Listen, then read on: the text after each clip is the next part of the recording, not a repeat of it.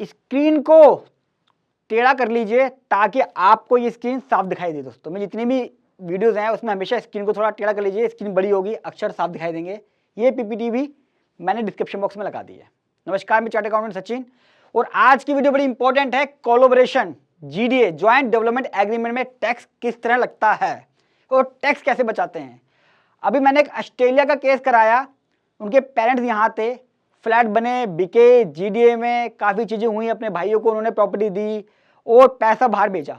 पूरे 1.5 साल तक की उन्होंने मेरे से एडवाइस ली, सारे काम करवाए और सक्सेसफुली सारा काम उनका हो गया, एडवाइस, कैलकुलेशन, और पैसा भी बाहर चला गया। बड़े खुश हैं वो। तो मुझे लगा क्यों ना ये बात सबको बताई जाए। और इंडिया का पहला प्रैक्टिकल चैनल है। क्या कहता है कोलैबोरेशन में किस किस को बेनिफिट मिलता है। जो मैं बात कर रहा हूँ आज ये इंडिविजुअल्स और एचएफ के बारे में बताने जा रहा हूँ। सेक्शन 45(5)(a) है जो जीडीए ज्वाइंट डेवलपमेंट एग्रीमेंट के बारे में बात करता है। ये लैंड भी हो सकती है और रेसिडेंट हाउस भी हो सकता है। हम बिल्डर को दे देते बनाने के लिए। हो सकता है मेरे पास लैंड थी, मैंने कहा तू बना दे, 10 फ्लैट बना दे, 4 मुझे दे दियो, 6 तू रख लियो, जो भी बात होती हो। या मेरा घर था, मैंने कहा तू ले ले यार, तोड़ दियो। तो बड़ा इंपॉर्टेंट है कि आप उसे घर दे रहे हो बनाने के लिए या लैंड दे रहे हो। अब जब हम देते हैं तो सेल वैल्यू क्या इंपॉर्टेंट पड़ती है कि मेरे पास सेल वैल्यू क्या आएगी। मैंने उसको लैंड तो दे दी अपनी, मुझे बदले में क्या मिलेगा। सेल वैल्यू क्या होती है, ओनर के हाथ में स्टैम्प ड्यूटी वैल्यू फ्लैट की कंप्लीशन सर्टिफिकेट की डेट पे जो बनती है। तो यानी कि जब मैं उसको दे देता हूं बनाने के लिए, उसने 10 फ्लैट बना दिए, वो सीसी के लिए अप्लाई करेगा लोकल अथॉरिटी में, उसको सीसी मिलेगा।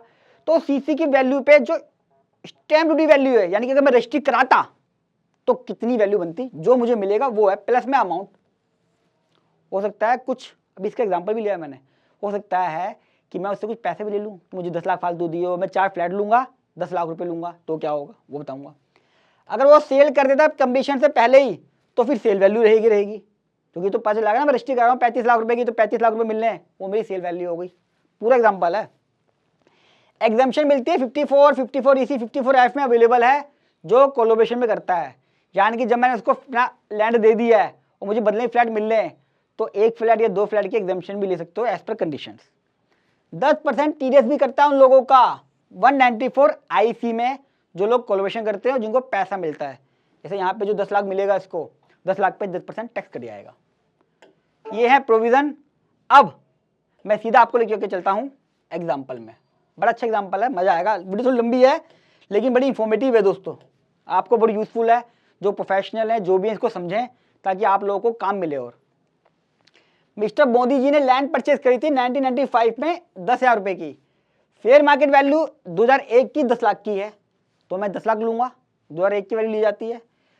राहुल जी आए, राहुल जी ने कहा मैं बिल्डर हूं, मैं 10 फ्लैट बनाऊंगा, कंस्ट्रक्ट करूंगा, 4 फ्लैट आपके हैं और 5 लाख दूंगा मैं आपको मोदी जी।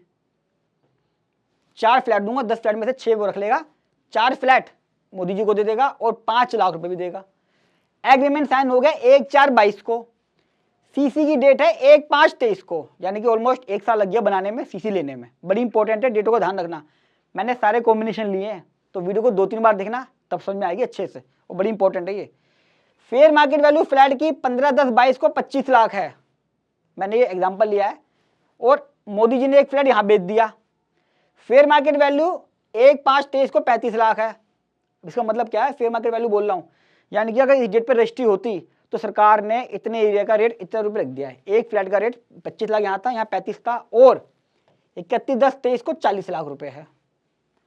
यानी कि यहाँ पे 2 फ्लैट बेच दिए, यानी कि 4 फ्लैट में से मोदी जी ने 3 फ्लैट तो बेच दिए, एक इस डेट को और इस डेट को। तो क्या कैलकुलेशन रहेगी टैक्स की। देखो सारे कॉम्बिनेशन ले लिए मैंने। चलिए स्क्रीन को बड़ा कर लीजिएगा, टेढ़ा करके ताकि अच्छा दिखाई दे, थोड़े छोटे अक्षर हैं। मैंने इसकी पीपीटी डाल दी डिस्क्रिप्शन बॉक्स में, टेंशन ना लें। अब पहला केस लेते हैं, मैंने फिर से लिख दिया, डेट ऑफ एग्रीमेंट 1/4/22 है और सीसी डेट 1/5/23 है।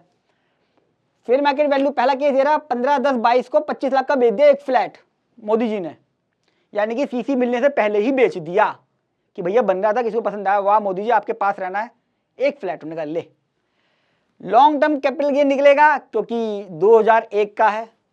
25 लाख की सेल वैल्यू हो गई, एक फ्लैट बेचा मैंने। कॉस्ट एक फ्लैट की मैं कॉस्ट निकाल लूंगा, कैसे निकलेगी कॉस्ट एक फ्लैट की, 10 लाख टोटल वैल्यू है फेयर मार्केट वैल्यू 2001 की। 4 फ्लैट की थी, डिवाइड कर दूंगा 2.5 लाख आ गई एक की कॉस्ट, यानी कि जो कॉस्टिंग थी मेरी कॉस्ट तो लैंड ही थी, सिर्फ 10 लाख की लैंड थी, उसे 4 भागों में डिवाइड कर दूंगा। 2.5 लाख की आ गई, 2.5 लाख का इंडेक्स लगा दूंगा डिवाइड बाय 100, 2001 का इंडेक्स मल्टीप्लाई कर दूंगा 331, क्योंकि फाइनेंशियल ईयर कौन सा है मेरा वाला 22-23 में क्या था 331, और अभी क्या चल रहा है 348। तो मेरा निकल के आ गया कैपिटल गेन 16,72,500। 22-23 में इसके ऊपर मोदी जी टैक्स पे करेंगे 20%। अब जब सीसी रिसीव होगा तो क्या होगा, बड़ा इंपॉर्टेंट है, मुझे सीसी रिसीव हो गया 1/5/23 में। इनकम टैक्स में पहले तो प्रोविजन था कि जैसे ही मैं लैंड ट्रांसफर करता था टैक्स लग जाता था, सरकार कहती थी आपने लैंड ट्रांसफर कर दिया बिल्डर को, आपके पास राइट खत्म हो गए, आपकी सेल मान लेंगे। अब क्या हो गया था कि जिस डेट को सीसी आएगा उस डेट को आपको कैपिटल गेन टैक्स पे करना पड़ेगा। अब सेल वैल्यू कितनी हो गई 1/10, यानी कि अब 3 फ्लैट बचे मोदी जी के पास, एक फ्लैट तो बेच चुके हैं वो, अब बचे 3 flat, 3 flat into 35 lakh, fair market value ये रही 35 लाख सीसी की डेट की, ये आपको निकलवानी पड़ेगी रजिस्ट्रार से जाके कि भैया आज का सर्कल रेट क्या चल रहा है, एस्टिमेटेड मिल जाएगा आपको। और फिर 3 फ्लैट की cost divide by 100 multiply by 348, यानी कि 7.5 लाख है, 2.5 लाख यहाँ ले चुका हूँ, 7.5 लाख यहाँ ले ली, 3 फ्लैट की कॉस्ट की, और डिवाइड बाय 100 कर दिया 348, क्योंकि फाइनेंशियल ईयर कौन सा है मेरा 23-24 में इंडेक्स मेरा 348 हो गया। 1 करोड़ 10 में से 26 लाख 10 गए, 83,90,000 बैठेगा। ये मेरा नोशनल कैलकुलेशन है, कैपिटल गेन हो गया है।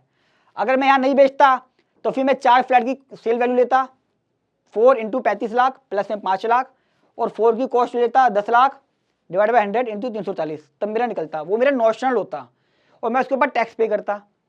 अब यहाँ क्वेश्चन आता है यार कि ये मैंने फ्लैट तो बेचे नहीं है, मान लो मैं नहीं बेचता तो क्या होता, आपको अपनी जेब से पैसा देना पड़ता। क्यों, उसने आपको कंस्ट्रक्शन करके दी है, जो पैसा आपको लगाना था उसने लगा दिया है, तो आपको बेनिफिट तो मिला ना, तो आप उस पर टैक्स पे नहीं करोगे क्या, ये क्या बात हुई। ये कैलकुलेशन हो गई, ध्यान रखिएगा मैंने क्या करा सीसी रिसीप पे, अभी नोशनल कैलकुलेशन हुई है। अब मोदी जी ने ये बेच भी दिए, 31/10/23 को बेच दिए। अब क्या होगा, मैंने कॉपी कर लिया इसको पहला केस दूसरा केस, ताकि आपको देखने में आसानी रहे, ऊपर से समझने में आसानी रहे। देखो 2 बार देखनी पड़ेगी तो भी समझ में आएगी, 3 दिन लगाए मैंने ऐसे बनाने में, बड़ी सिंपल वे में। अब एक फ्लैट पहले बिक गया था, यहाँ पे 3 फ्लैट की नोशनल कैलकुलेशन मैंने यहाँ कर ली। अब मोदी जी ने बाकी 2 फ्लैट यहाँ बेच दिए, कहेंगे ये रहा 2 फ्लैट की सेल वैल्यू 80 लाख आ गई, ये तो एक्चुअल में रजिस्ट्री हुई है 40 इंटू 2, ये मेरी हो गई सेल वैल्यू। बहुत ध्यान से, कॉस्ट मेरी क्या रहेगी 73,33,000। कॉस्ट कैसे निकली, मैं यहाँ पे 1 करोड़ 10 लाख ले चुका हूँ 3 फ्लैट की, तो आपने 1 crore 10 lakh multiply by 2 divide by 3, यानी कि जिस पे मैं टैक्स दे चुका हूँ पहले, वो मेरी कॉस्ट बन जाएगी। यहाँ पे मेरा कैपिटल गेन कितना आ गया, शॉर्ट टर्म, यहाँ शॉर्ट टर्म आएगा, ध्यान रखना, बड़ी इंपॉर्टेंट चीज़ है ये। शॉर्ट टर्म है क्यों, यहाँ पे मैं कैलकुलेशन कर चुका हूँ लॉन्ग टर्म की, और अब मैंने तुरंत बेच दिया इसको, सीसी मिलते ही मैं इसका मालिक बन गया, मालिक बनते ही मैं इसको बेच दिया, तो मेरा शॉर्ट टर्म हो गया। इस पर मैं टैक्स पे कर दूंगा स्लैब रेट के हिसाब से, और कितना निकल कर आया 6,66,000 रुपये।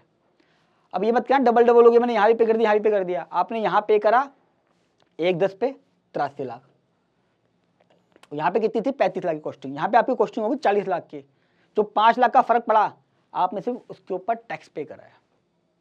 यहाँ पे मेरे को कॉस्ट थी, यहाँ मेरी वो कॉस्ट बन गई, तो अल्टीमेटली 89 + 6 ये माना जाएगा। अगर मैं शॉर्टकट में बोलूँ कायदे से तो आपका 40 लाख की वैल्यू आपको मिली है ना यहाँ पे, तो 40 लाख के हिसाब से 3 फ्लैट 1 करोड़ 20 लाख के होने चाहिए थे, तो उस हिसाब से कैलकुलेशन होगी। तो आपको 3 बार में कैलकुलेशन करनी पड़ेगी, एक टैक्स पे करना पड़ेगा 22-23 में, बाकी टैक्स पे करना पड़ेगा 23-24 में। और आपने जो एक फ्लैट रख लिया मोदी जी ने, उसका आपको 40 लाख के हिसाब से जब भी आपने रखा है वो 54 के अंदर या 54 ऐप में उसका बेनिफिट मिल जाएगा, आप उसे माइनस कर सकते हो।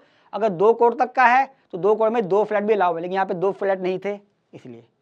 तो कैलकुलेशन बहुत आसान है, समझने का नजरिया होना चाहिए।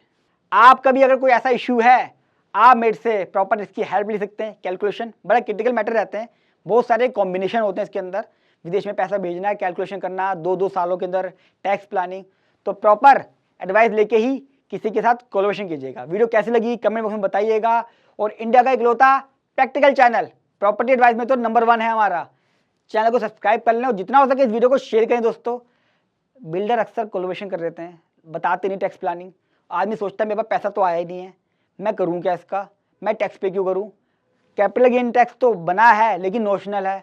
अब यहाँ पे अगर वो फ्लैट नहीं बेचता तो उसका पैसा आता ही नहीं है, नोशनल बेसिस पे टैक्स कैसे पे करूँ। लेकिन इनकम टैक्स में क्या प्रोविजन है, टैक्स पे करना है, अपनी चमड़ी भी दीजिए, खून भी दीजिए, लेकिन टैक्स हम जरूर लेंगे। तो वीडियो को व्हाट्सअप, फेसबुक सब जगह शेयर करें। अगली वीडियो के लिए मेरा इंतजार करें, तब तक के लिए नमस्कार।